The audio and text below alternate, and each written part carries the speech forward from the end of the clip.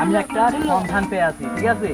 সন্ধান এটি যে আমি একটা পীর বাবার একটা খোঁজ পেয়ে একটা নাল বাবা, হ্যাঁ, ওর জমিতে বসে আছে।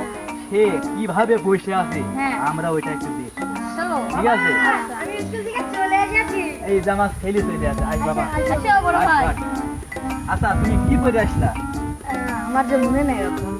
মনে নাই? ছেলে যে কি যে মায়ের বান্ধে কিছু খুঁজতে পাইছি নাকি? আচ্ছা শুনো, আমার কথাটাকে শুনো, তুমি বেশি কথা বলবে না। আচ্ছা, কথা ওইটি না, আমি তোমাকে পড়তে দিয়েছি স্কুলে না? স্কুলে পড়তে দিয়েছি, তোমার মাথায় আসলে গোলমাল কি? তুমি আর আসলে কি চিন্তা করো? আমি বুঝতে পারি আমি তো কিছু চিন্তা করি না, আমার পরিবার মনে থাকে। তাই সেদিন আমি আসলে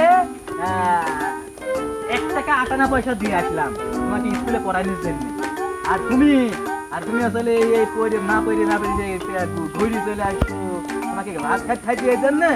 হ্যাঁ, আচ্ছা, কথা বলি না, কথা ছিল আমি একটা নাল বাবার সন্ধান করে দিই, তোমার মাথার বেরেন থেকে আমি ঠিক করে নিয়ে আসছি। চলো বাবা, আমিও যাবো। হ্যাঁ, চলো যাই। চলো। শোনো, একটা নাল বাবার কাছে যায়া তোমরা আসলে তোমরা কোনো ওই নাল বাবা আসলে কি বইটাছে, এই ভোর বিমলে আসলে দেখে শুনে যাও। হ্যাঁ, দেখে শুনে যাও। এই দেখো বাবা এখানে বসে আছে, কত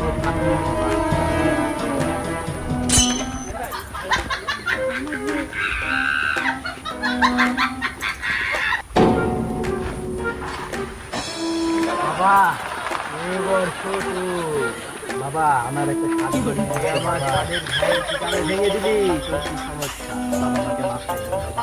আমি আসলে আমার একটা ছেলে একটা আয় আছে, আমার ছেলে আসলে মাথায় বেরোতে সমস্যা বাবা। তুমি আসলে মাথার বেরোতে আমাকে বাবা ঠিক করে বাবা। সব হবে, তোর ছেলে মেয়ের পাল্লাই পড়েছে রে বৎস। মেয়ের পাল্লাই পড়েছে? হ্যাঁ, এজন্য ওই মেয়ে তোর ছেলেকে মাথা চিবিয়ে খাচ্ছে।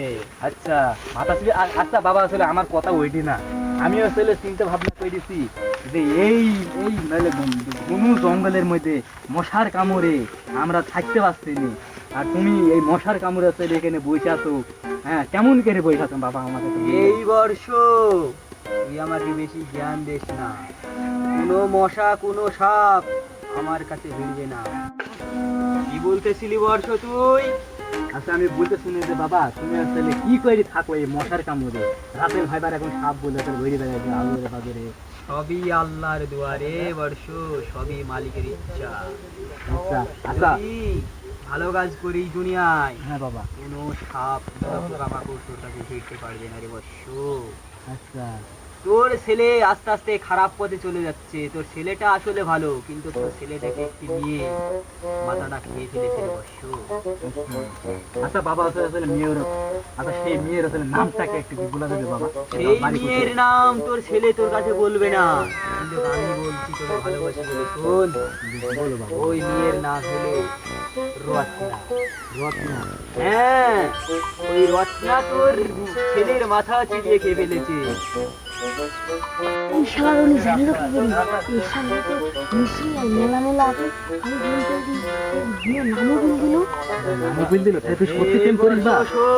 আরে আল্লাহ, তোর শুধু নাম নয়, তুই কি কি করেছিস সব আমি দেখতে পাচ্ছি, কিন্তু আমি তো বলবো না, কেননা আমি তোর ব্যথাটা বুঝি।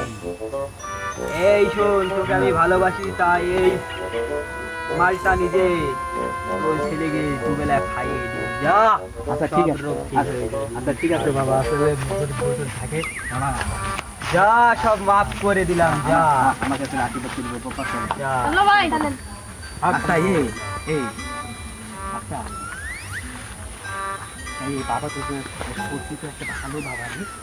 হ্যাঁ, তাহলে তুই আসলে প্রেম করে আমি জানি একটা ফরাম কেটে চলে জানি আমি তো প্রেম করি বন্ধু। হ্যাঁ কথা শুন, এই ভাইয়ের এই বাগানে কি একটা পীর বাবা আছে।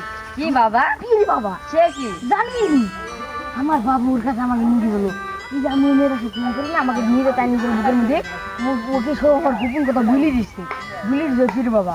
আমার বাচ্চার সামনে আমাকে মারবে ভাই, তো যত টাকা লাগে আমি দেবো। ওই পীর বাবা চাইতে হবে ভাই, আমি তোর পা ধরছি ভাই। আচ্ছা আচ্ছা, ওইটা না, আমি আমার বাড়ির থেকে কিছু লোক দেখি না আসছি। আচ্ছা তুই আমার বন্ধু, যা। আচ্ছা 5 লাখ। এই ভন্ড বাবা আছে বলে সত সারা দেখে আসি, ও বলে সবই আছে, সব বলে তুমি সব মনে আসতো সাপ দেখলে বাপ পালায় আর ও কোন পীর যে ও পালাবে না সহ কাকে দেখে আসো ময়লা ময়লা আল্লাহ আকময়লা আকময়লা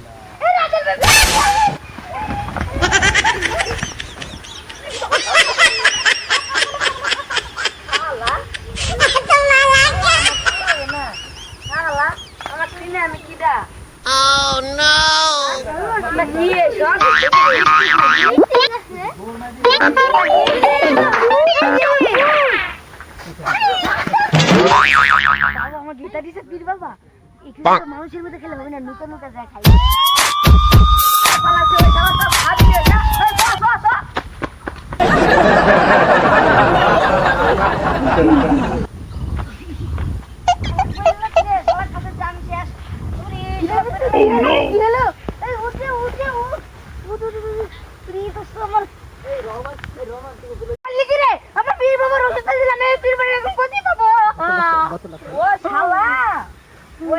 পীর বাবার মুখ ছালা মুখ মুখ খাতাক শুনি মত খাতাক আসলে পীর বাবা তুই বলে জানিস আরে তুই কি জানিস পীর দেখ পালাছে পীর আর পীরের জায়গায় নাই